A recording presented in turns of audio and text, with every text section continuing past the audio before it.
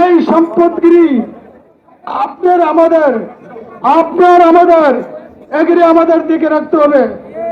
আপনারা কোনো কার্যালয়, কোনো কেউর বাড়িঘর, কারো ব্যবসা প্রতিষ্ঠান, আমি আপনাদেরকে আবার অনুরোধ করছি, আমাদের সোনারগাঁয়ে যারা সংখ্যালঘু আছে তারা আমাদের ভাই, তারা এই দেশের মানুষ।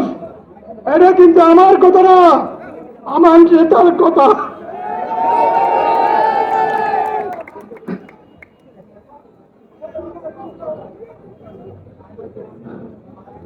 আমার নেতার কথা, তাদেরকে আমাদের ভাই ভাই হিসেবে দেখতে হবে।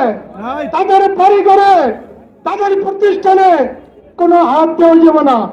যদি দেন, আপনারা জানেন সোনারগাঁয়ের নেতৃবৃন্দ যে মান্নান সাহেব গোয়ার গাড়া, আমাদের সেক্রেটারি কিন্তু বলেছেন মোশাররফ সাহেব, যদি কেউর প্রতিষ্ঠানে কোন সরকারি বাসভবনে এবং সংখ্যালঘুদের ব্যবসা প্রতিষ্ঠানে, সংখ্যালঘুদের বাড়িতে যে ইউনিয়নে নষ্ট হবে, সেই ইউনিয়নের সভাপতি সেক্রেটারিকে জবাবদিহিতা করতে হবে।